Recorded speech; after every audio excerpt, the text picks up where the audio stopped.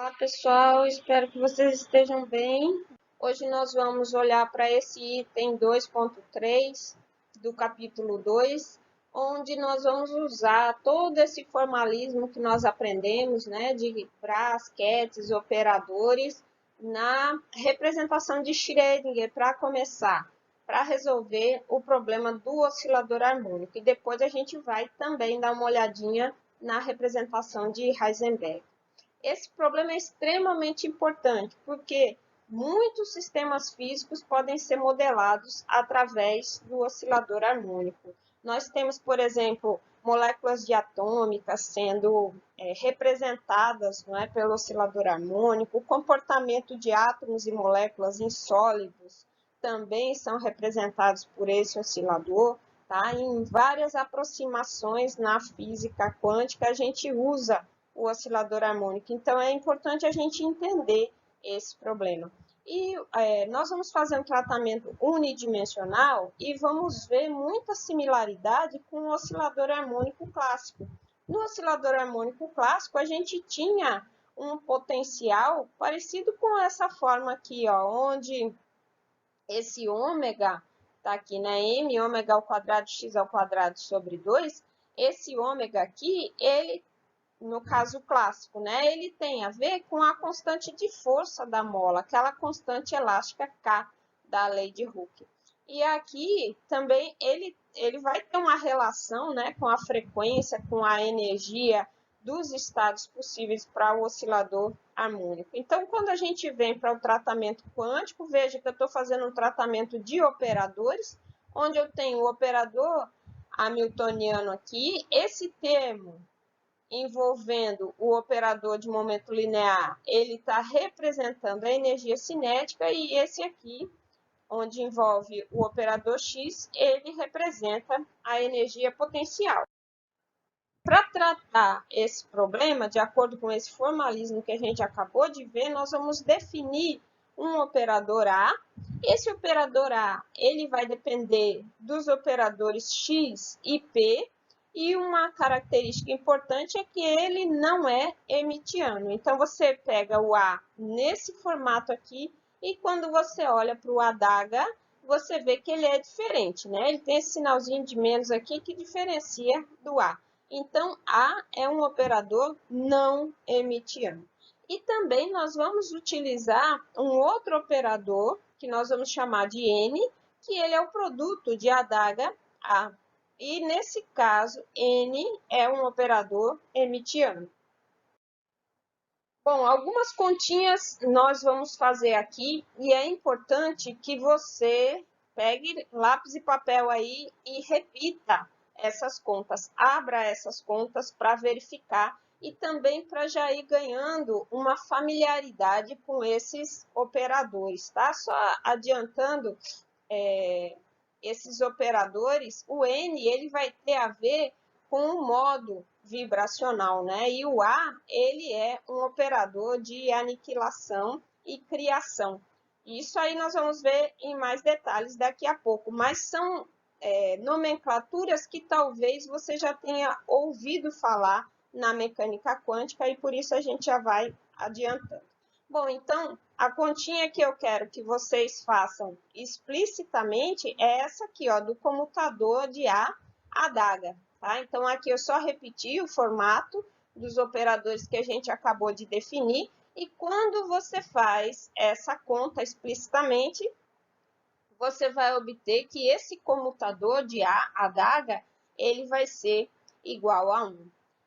A outra coisa também que a gente pode fazer é calcular o N, substituindo explicitamente o ADHA nessa conta, não é? Como está sendo feito aqui, tá?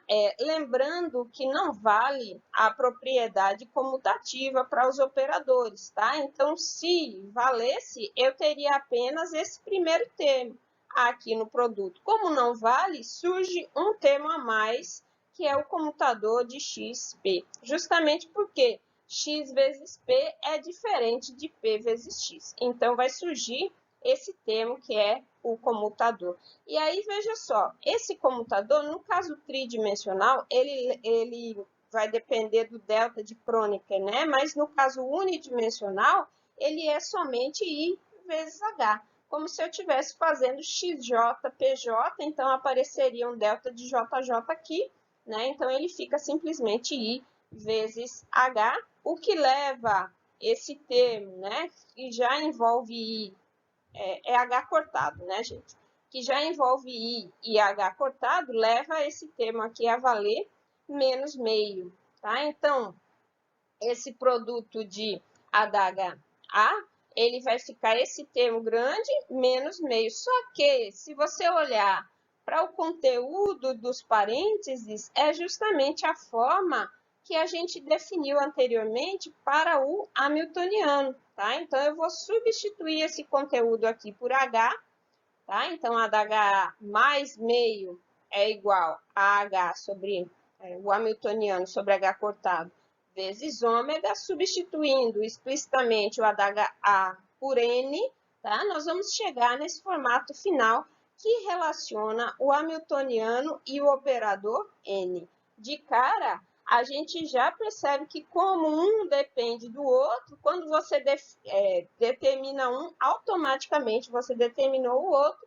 então são dois operadores que comutam, né? São dois operadores compatíveis. Lembrando, pessoal, que quando a gente está resolvendo esse problema, o nosso objetivo final vai ser o quê? Determinar os autovalores e os autoestados do operador hamiltoniano, né? Isso é resolver o problema do ponto de vista da mecânica quântica. Reescrevendo a última expressão que a gente obteve, essa relação indica que os operadores H e N diferem apenas por uma constante e, portanto, têm autovetores comuns, não é? Eles comutam, eles são compatíveis, portanto, a base dos autoestados deles, né, dos autovetores, vai ser a mesma. Então, nós vamos chamar essa base, vamos usar essa nomenclatura, né, de N minúsculo, para os autovetores simultâneos dos operadores hamiltoniano e operador N. Então, dessa forma, as equações de autovalores vão ficar assim, ó. Operador N sobre o autovetor N minúsculo vai ser o autovalor N vezes o ket N.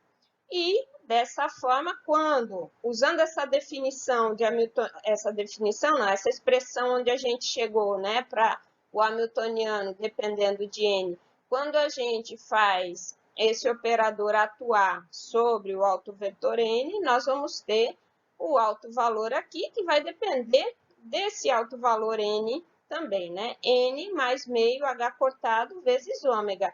Mas esse é o autovalor do operador hamiltoniano nessa base, né? Então, chamando esse autovalor de índice N, os valores de energia possíveis vão ficar com essa cara aqui, que a gente já conhece também do oscilador harmônico, né? Agora, veja, com o tratamento que nós demos até agora, nós não somos capazes de dizer quais são os valores possíveis de N. Então, é isso que nós vamos fazer a partir de agora. Nós já sabemos que resultado vai dar, né, gente? Vai dar números inteiros positivos. Então, esse N aqui vai ser 0, 1, 2, etc.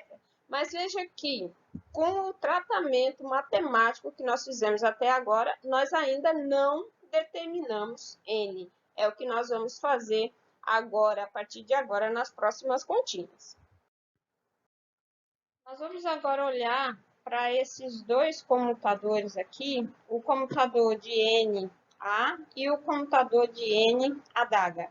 Nós vamos usar em várias situações esses dois comutadores, então eu quero que vocês guardem esse resultado, mas basicamente aqui nesse momento a gente está tentando entender qual é o papel que esse operador A ele vai fazer, né, ao atuar sobre um determinado autoestado de N, e também quais são os valores possíveis daquele autovalor N, não é? Que a gente viu que vai determinar os valores possíveis de energia, mas a gente ainda não sabe quais são os valores possíveis do autovalor N.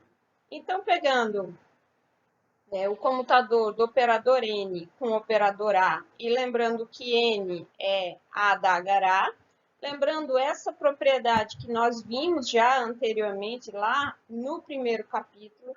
Isso aqui, gente, é uma coisa que é necessário que vocês peguem lápis e papel, façam as continhas para verificar que vai dar menos A, tá? E quando a gente pega N com a adaga, de novo, fazer as continhas para verificar que no final eu tenho a adaga, tá? O que nós vamos fazer? Nós vamos pegar esse operador N, esse comutador, né, de N com A, e fazer atuar sobre um autoestado N. Nós já sabemos que isso equivale a fazer atuar o operador menos A sobre esse autoestado, né, por conta desse resultado aqui. E também vamos fazer atuar esse comutador de N adaga sobre um autoestado N, que equivale a fazer atuar o adaga sobre o estado N, tá? E nós vamos verificar, escrevendo explicitamente o comutador que nós temos NA atuando em N, menos AN atuando em N. Aqui, eu vou obter, como N é um autovetor do operador N, nós vamos obter o autovalor N minúsculo, certo? E isso vai nos levar a uma situação em que, no fim das contas, você vai ver esse termo comum A atuando em N em todos os termos dessa expressão, não é? Que nós podemos colocar em evidência aqui e obter essa relação. Vamos olhar para ela daqui a pouco. A mesma coisa quando a gente faz o comutador de N adaga atuar sobre um autovetor N, tá? Que equivale a esse outro. E nós vamos aqui obter um autovalor N minúsculo e chegar nessa relação onde eu tenho a adaga atuando em N em todos os termos, posso colocar em evidência e chego nessa expressão final. Veja que eu tenho aqui uma equação de autovalores também, nessas duas situações, né? Só que o autovetor é A, N. Então, eu posso considerar esse operador A atuando sobre N como uma situação em que me leva a um outro autovetor, que também é autovetor do operador N, tá? Só que com um autovalor N menos 1. É claro que esse vai ter que ser o autovetor N-1 também, se ele está produzindo esse alto valor. E aqui, a adaga sobre N, ele está produzindo, ele também representa um autovetor do operador N, e tem que ser o autovetor N mais 1, porque ele está produzindo esse alto valor N mais 1 aqui. Então, a gente conclui que os quetes A, N e a adaga N também são autovetores do operador N, com autovalores N-1 e N mais 1, respectivamente. Então, isso vai nos ajudar a entender, não é, que esse A atuando sobre o ket N, ele nos leva a um novo ket, que é o ket N-1. Enquanto que o adaga atuando sobre N vai nos levar a um outro ket, que é o ket N mais 1, que é condizente com aquilo que a gente falou, né? Aniquilação e criação. Dessa forma, nós vamos ter, então, olha aqui, A atuando em N, de novo, né, o que a gente acabou de dizer, só que agora a gente está colocando aqui, ó, um coeficiente, um C de N-1, e aqui também, né, a adaga atuando em N vai levar a um outro ket N mais 1, mas com esse coeficiente. Esse coeficiente não é igual a 1. Nós vamos chegar ao valor dele daqui a pouco, mas veja que naquela equação anterior, esse coeficiente ele não interfere porque ele aparece nos dois membros da equação, porque esse adaga N, da mesma forma que o AN, ele aparece nos dois membros da equação. Lá atrás, quando a gente escreve essa equação, porque o adaga atuando sobre N, vai aparecer essa constante dos dois lados, e aí nessa expressão ela é cancelada. Então, o fato de eu usar aquela constante não interfere na normalização dos autoestados do operador N. Mas, por outro lado, nós vamos ver daqui a pouco que essa constante aqui ela não é igual a zero e ela é importante para o que nós vamos estudar agora. Então, o efeito do operador A sobre um alto vetor de energia, N, né, é levar o estado para um outro alto estado com um valor diminuído de H cortado ômega. Só a gente lembrar dos altos valores de energia que dependem desse N aqui, N, né? Mais meio multiplicado por esse H cortado ômega. Então, vai levar a N menos 1. Então, diminuído de H cortado ômega. Ou diminuir N de uma unidade. Então, por diminuir N de uma unidade, nós chamamos esse operador A de operador de aniquilação. Por outro lado, o efeito do operador adaga sobre um alto vetor de energia é de levar a um outro alto estado de energia com um alto valor aumentado de H cortado ômega, né? Ou aumentar esse N aqui de uma unidade. E por conta disso, a adaga é chamado de operador de criação, como a gente tinha falado anteriormente, né? Então, operador de aniquilação e de criação. E aqui, então, nós vamos manipular essa expressão para obter explicitamente esse termo, essa constante aqui, que depende, não é, do N, né, que nós estamos chamando de C de N menos 1, e depois o C de N mais 1, que aparece quando a gente faz o adaga atuar sobre N. Então, veja, são duas operações similares e nós vamos mostrar as duas aqui. Então, tomando essa expressão, eu vou escrever o equivalente dual dela, onde vai aparecer o Bra N vezes o adaga, tá? Resultando no Bra N menos 1 vezes o conjugado C N menos 1. E aí, o que eu faço? Eu vou multiplicar esse correspondente dual por esse termo aqui, né? E vai aparecer N adaga A, N. Acontece que esse adaga A é o operador N. Então, vejam que aqui a gente já substituiu, né?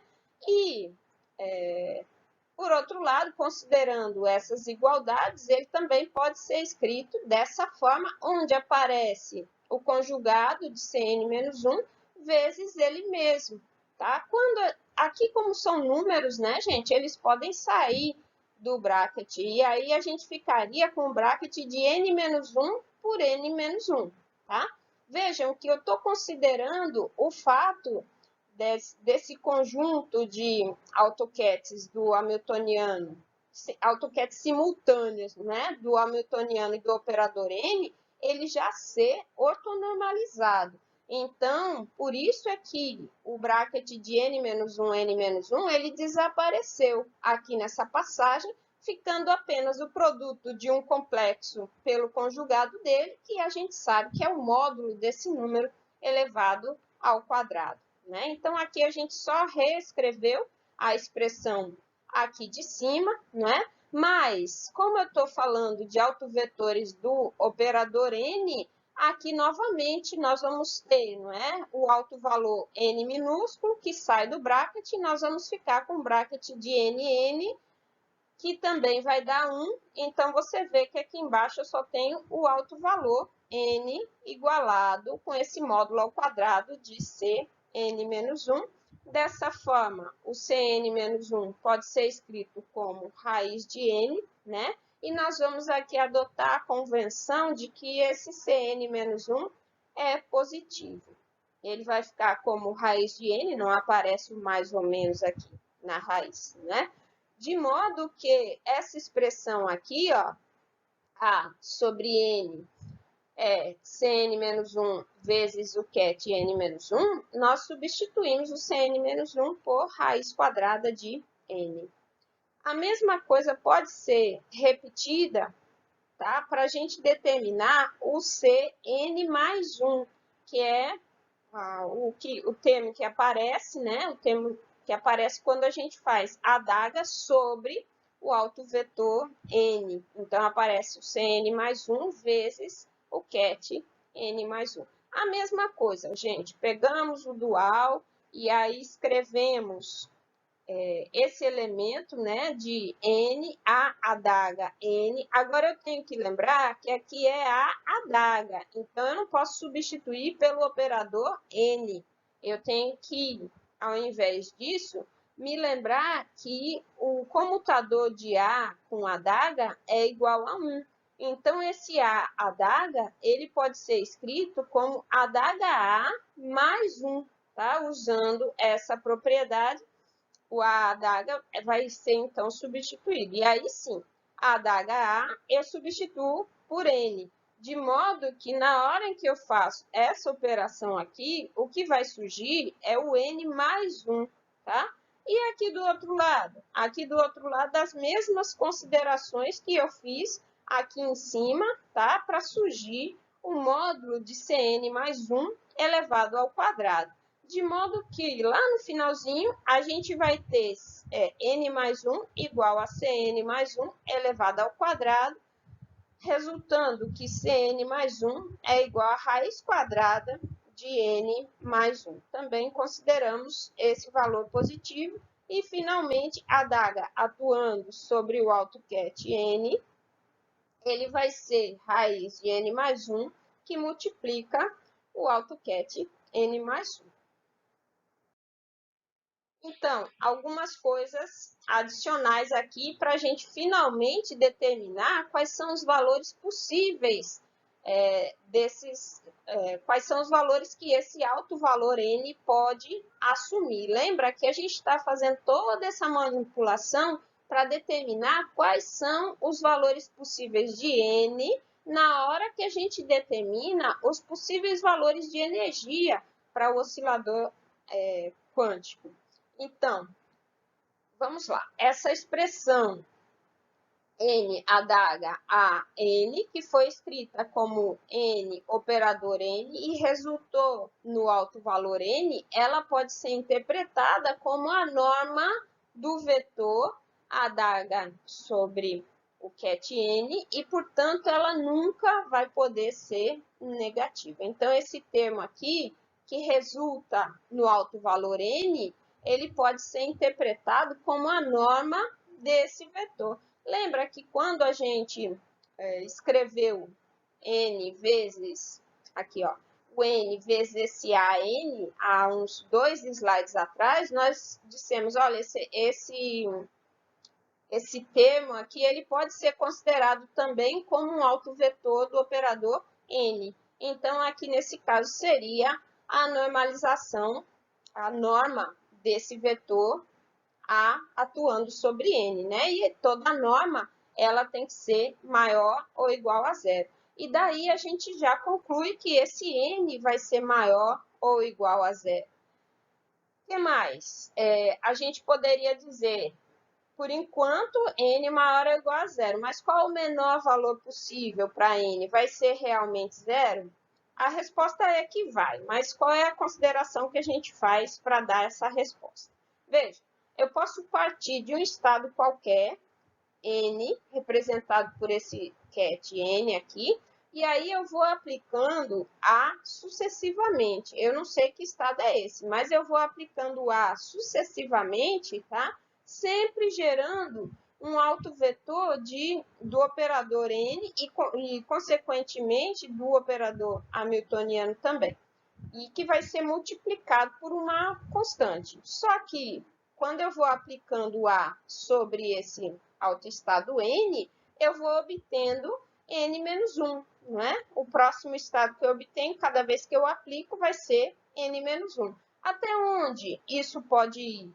Até eu chegar no estado de menor valor possível para N, tá? Que N está limitado aqui, lembra? Menor valor possível para N, que vai ser, então, N igual a zero. Tá? Então, o menor valor que eu posso ter é N igual a zero. Então, o que a gente vai chamar de estado de menor energia é o estado, o ket de zero aqui, né? Então, isso sugere que o número quântico n é sempre inteiro, porque aqui eu vou pulando, né, de n para n-1, n-2, etc., à medida que eu vou aplicando A. Então, sempre vai ser um número inteiro, ele vai variar em passos de 1, certo? O menor valor possível vai ser 0. E aí, como o hamiltoniano é igual a n mais meio de h cortado, a gente já tinha visto, né? O alto valor de energia vai ser dado dessa forma, dependendo desse valor de n aqui, olha, de acordo com essa expressão, e nós vamos ter esse n igual a 0, 1, 2. Finalmente, definimos quais são os valores possíveis para esse n aqui. O que mais? A gente olha que quando n for igual a 0, eu estou no menor valor possível de energia, né? E esse menor valor possível de energia eu vou relacionar com esse estado fundamental representado pelo ket de 0. Então, no oscilador harmônico, eu nunca vou ter energia igual a 0. O menor valor possível de energia é h cortado ômega sobre 2, que é uma coisa também que a gente já conhece do oscilador harmônico e está aqui verificando. Quando a gente aplica sucessivamente a adaga n, essa relação que nós já vimos, né? A adaga n igual a raiz de n mais 1 sobre o ket n mais 1, quando a gente aplica partindo do estado fundamental, vamos ver o que acontece aqui.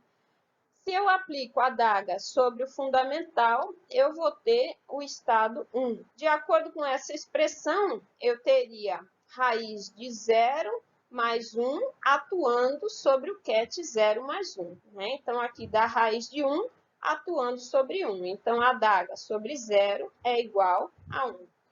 Partindo agora do 1, né, e aplicando novamente a adaga, eu teria a adaga aplicado sobre 1 é igual a raiz de 1 mais 1, ou seja, raiz de 2, atuando sobre o novo estado 2. E é por isso que surge esse termo aqui, ó, onde essa raiz, que seria a raiz de 2, ela veio aqui para o denominador, tá? Então, eu fico que o autoestado n igual a 2, ele vai ser a adaga atuando sobre 1 dividido por raiz quadrada de 2. Se agora a gente pegar e substituir esse ket 1 de acordo com essa expressão, nós vamos ter a adaga ao quadrado dividido por raiz de 2 atuando sobre o estado fundamental. E assim sucessivamente, gente. Se eu partir do autoestado 2 e aplicar de novo a adaga atuando sobre 2 vai dar raiz de 2 mais 1, que é raiz de 3, vezes o autoestado 3, que está expresso aqui, ó. Adaga sobre 2 dividido por raiz de 3 vai ser igual ao autoestado 3. E aí, se eu substituir esse autoestado 2 por essa expressão aqui de cima, nós vamos chegar ao quê? Em adaga ao cubo, dividido por raiz de 3 vezes raiz de 2, que dá raiz de 3 fatorial, adaga sobre o autoestado 0. E assim, dessa forma, a gente pode chegar numa relação geral para o adaga, né? O estado genérico n vai ser adaga dividido por raiz de n atuando sobre n menos 1, que é essa forma aqui, ó. Ou, se você for relacionar com o estado fundamental 0, então aparece um n aqui em cima e um n fatorial dentro da raiz. E dessa forma, a gente está definindo uma expressão geral que relaciona esses diversos n's com o operador de criação. Bom, aqui nós temos um exercício para vocês fazerem, né? Na verdade, é um exercício com várias etapas, tá? Uma vez que nós definimos esses operadores, é calcular os elementos de matriz do operador A, do operador adaga, de x e p nessa base dos autovetores do hamiltoniano e do operador n. Tá? Então, fica como exercício para vocês fazerem. obter essas quatro relações aqui, certo? Bom, agora que a gente já representou os autoestados na base dos autovetores do operador N, o que nós vamos fazer? Utilizar esse formalismo de operadores, esse mesmo formalismo, mas agora para obter as autofunções do oscilador harmônico na representação dos autovetores do operador X, né? Na representação das coordenadas. Como é que nós vamos fazer isso? Nós vamos pegar os estados na base de N e projetar sobre os vetores da base de X. Então, nós vamos partir do operador A atuando sobre o estado N igual a zero. Veja que esse resultado vai dar zero, porque ele envolve uma raiz quadrada de N, que no caso vai ser raiz de zero.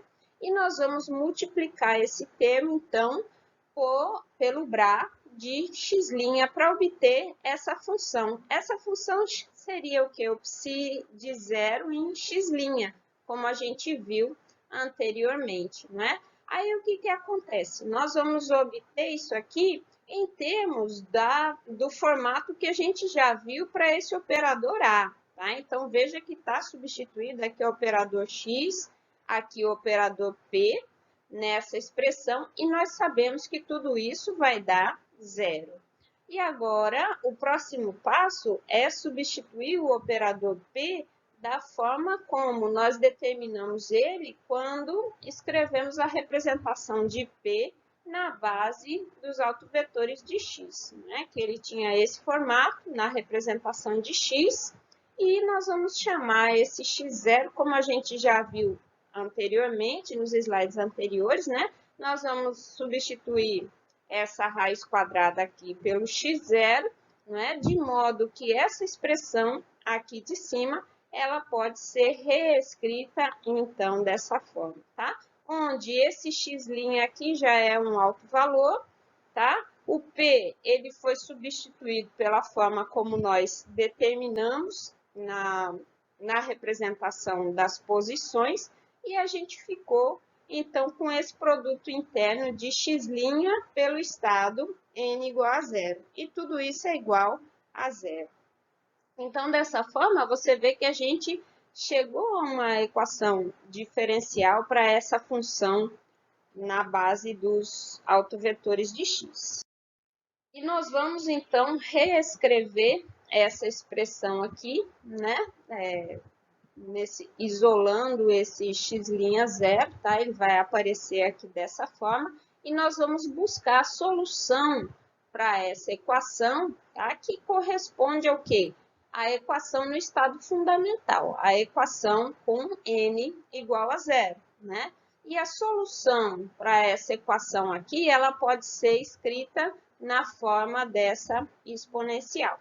A gente pode verificar que essa solução é válida simplesmente pegando essa expressão e substituindo nessa equação diferencial aqui em cima, onde o x0 ele está escrito aqui, mais uma vez, né, como essa raiz de h cortado sobre m ômega. E aí, né, no próximo passo, o que nós vamos fazer? Nós vamos representar esse n como o adaga atuando no n-1 sobre raiz de n, né, que é aquela expressão que a gente já viu anteriormente, né, o adaga elevado a n sobre raiz de n fatorial, atuando sobre o estado fundamental, né? Onde o adaga só está repetindo aqui a expressão que a gente já viu, essa expressão já conhecida.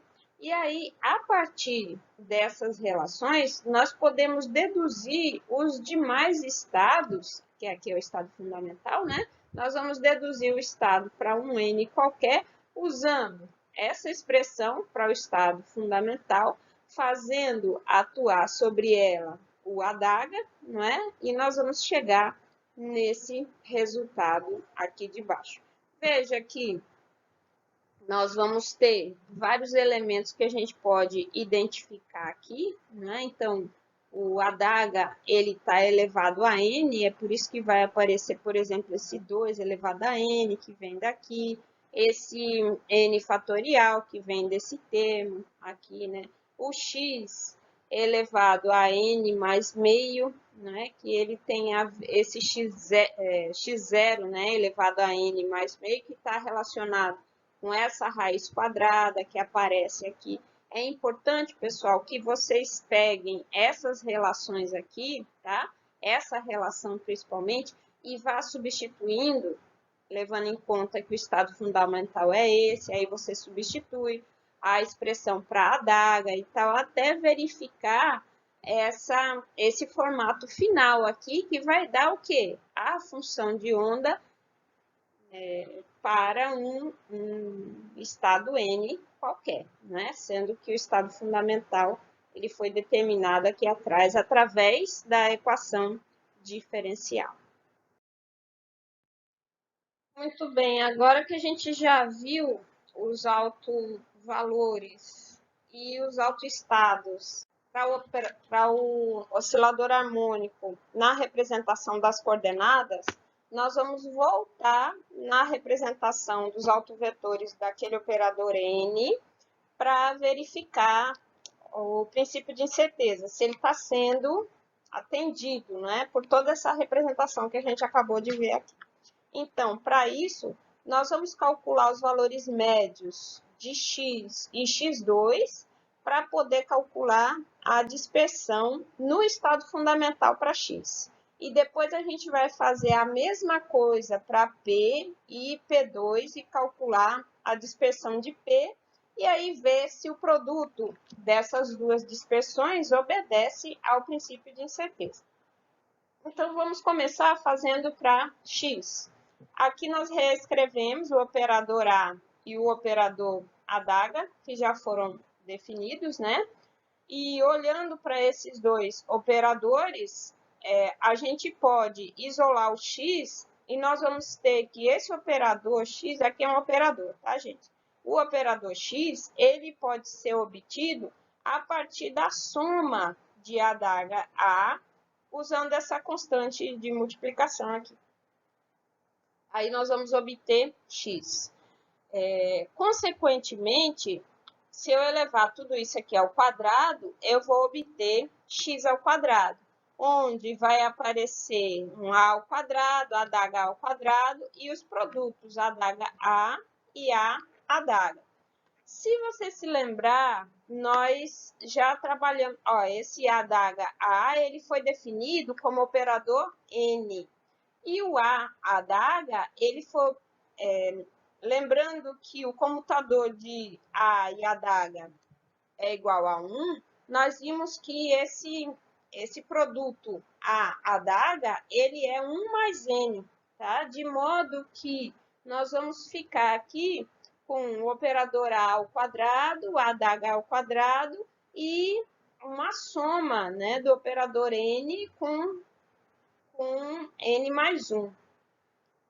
E aí nós vamos usar tudo isso para calcular o valor médio de x ao quadrado, tá, gente? Então, equivale a eu calcular o elemento de matriz de x ao quadrado no estado N aqui, né? Então, é nx ao quadrado N. E aí nós vamos usar essa propriedade aqui, tá? E através dessa propriedade, nós vamos verificar que quando eu faço esse valor médio aqui, o termo a ao quadrado e a adaga ao quadrado, eles vão dar zero. O que vai sobrar? Somente esses dois termos, que correspondem a n mais 1, que vai acabar resultando em um 2n mais 1 na hora que eu faço o valor médio de x ao quadrado aqui, tá? E aí, quando a gente faz o n igual a zero, então esse termo se reduz a h cortado sobre 2m ômega.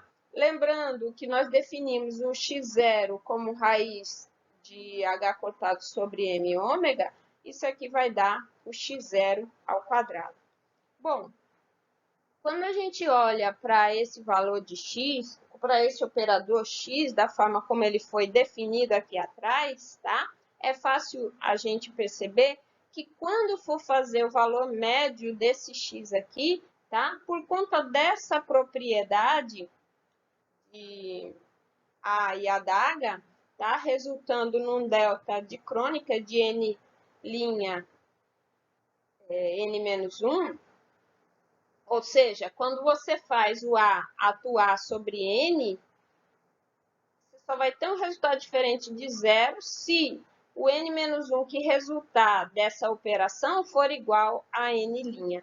Quando a gente faz isso para o valor médio de x, nós não vamos ter nenhum resultado diferente de zero. Então, já dá para concluir de cara que o valor médio de x vai ser igual a zero. E a mesma coisa vai acontecer com o valor médio de p também. Mas vai ficar como exercício vocês fazerem isso explicitamente, tá? É uma conta simples, mas fica como um dos exercícios aí para você. E aí a gente repete, depois de ter calculado o valor médio de x2, a mesma ideia para o p, tá? E aí, aplicando o mesmo princípio, né? Escrevendo p como a em função de a e adaga elevando ao quadrado e calculando o valor médio desse p ao quadrado, nós vamos obter essa relação aqui, tá? Tudo isso vai ficar como um exercício para vocês fazerem e o valor médio de x e o valor médio de p nulos também fica como um exercício para vocês deduzirem. Para que a gente fez esses valores médios? Porque nós vamos calcular a dispersão. Lembrando que a dispersão ela foi definida como o valor médio do operador ao quadrado menos o quadrado do valor médio do operador. Valor médio ou valor esperado, né, gente? E aí, com tudo isso que a gente fez, nós chegamos na dispersão de x, né, que vai ser somente o valor esperado de x ao quadrado, e no de p, que vai ser o valor esperado de p ao quadrado. Na hora que você faz o produto desses dois termos aqui, você vai obter o h cortado ao quadrado sobre 4. Então, isso aqui está de acordo com o princípio da incerteza. O princípio da incerteza diz que o produto das dispersões deve ser maior ou igual do que o h cortado ao quadrado sobre 4. Então, a gente vê, eu estou calculando isso aqui para o estado fundamental, a gente vê que no estado fundamental eu tenho incerteza mínima, né, entre essas duas grandezas. Agora nós vamos analisar o oscilador harmônico do ponto de vista da representação de Heisenberg. Lembrando que na representação de Heisenberg, quem evolui no tempo são os operadores, né? Então, isso é interessante porque no final a gente vai obter x em função do tempo e p em função do tempo para o oscilador harmônico. Então, para fazer isso, nós vamos usar a equação de Heisenberg, cuja forma geral é essa aqui, e nós vamos aplicar essa mesma equação em 4 situações. Ó, aqui para o momento linear, para o operador posição, e aqui embaixo para o operador A e também para o adjunto dele, para o operador adaga. Então, veja que são a equação de Heisenberg escrita 4 vezes. E aí nós vamos usar todos esses resultados aqui para compor o que no final, resolver uma equação diferencial, o que no final vai nos dar o comportamento de x em função do tempo e de p em função do tempo. Então, vamos lá. Veja que ao longo do desenvolvimento vai ter uma série de continhas que você vai precisar abrir aí em casa, né, no seu caderno, para poder entender mais precisamente todas essas passagens. Mas, basicamente, nós temos aqui a equação de Heisenberg para o operador momento linear, tá? Na hora que a gente vai escrever esse comutador aqui, é bom lembrar que o operador hamiltoniano, ele tem esse formato, então os termos que envolvem comutador de p com p ao quadrado, eles vão se anular. E vai sobrar apenas os termos que envolvem p e x, né? Lembrando, bom, e aí você vai ter que fazer em detalhes, né? Para poder chegar nessa expressão aqui. A mesma coisa para a equação de Heisenberg para o operador x, né? Onde nós vamos escrever o hamiltoniano nessa representação, tá? Quando for o comutador de x com x2 vai ser zero, e aí vai sobrar um termo envolvendo x e p, que vai estar aqui. Fica como exercício, gente, vocês desenvolverem esses comutadores para chegar nessas duas formulações aqui, mas nós vamos usá-las mais adiante. Bom, agora escrevendo as equações de Heisenberg para A e a adaga. Nós vamos acabar chegando, né, no comutador de A com o hamiltoniano, só que agora o hamiltoniano nós vamos escrever em termos do operador N, né, aquele operador que é adaga-A. E aí eu vou desenvolver esse comutador aqui. Eu coloquei em detalhes, né, essa relação de comutação entre N e A e N e adaga, que a gente fez também nos slides anteriores. Quando você efetua esses comutadores, você vai chegar nessas duas relações, tá? Para a derivada de A e para a derivada de adaga, em função do tempo. Só reescrevendo as expressões obtidas no último slide, tá? Nós podemos chegar nessas derivadas de A e adaga que nós fizemos no slide anterior por um outro caminho. Como? A gente escreve a derivada de A como sendo a derivada dessa expressão aqui, ó, que nos dá a forma do A em função do operador x e do operador p, né? Então, quando a gente faz isso, surge a derivada de x em função do tempo e a derivada de p em função do tempo, que a gente obteve já aplicando a equação de Heisenberg para x e p, né? Então, a gente substitui essas duas derivadas, seguindo essas relações aqui de cima, e no final nós vamos ter essa relação que nos dá menos i ômega a, que é a mesma que a gente obteve no slide anterior, fazendo o comutador ou seguindo a equação de Heisenberg para o A. A mesma coisa para o adaga, né? Se você fizer a derivação direta e depois substituir por essas relações derivada de x, derivada de p, você chega exatamente na mesma expressão que nós chegamos usando a equação do movimento de Heisenberg para o adaga. Com isso, né, reescrevendo aqui as soluções que a gente obteve no slide anterior para a derivada de A e a derivada de adaga, nós vamos ver que as soluções para essa equação diferencial, né, ela vai dar justamente esse termo de A no instante zero vezes essa exponencial. E aí, nós vamos lembrar o formato de A, né, que nos dá essas duas relações para a gente obter x em função do tempo e p em função do tempo. Essas duas relações também você já verificou anteriormente, tá? Substituindo aqui em A e adaga esses termos, você vai verificar essa igualdade. Mas o fato é que, tendo a evolução temporal desses operadores A e adaga, a gente chega também na evolução temporal dos operadores x e p, que finalmente vai resultar nessa expressão. Aqui, como você tem a soma dessas exponenciais complexas, acaba aparecendo o cosseno e o seno, né? Mesma coisa aqui para o p, onde vai aparecer seno e cosseno.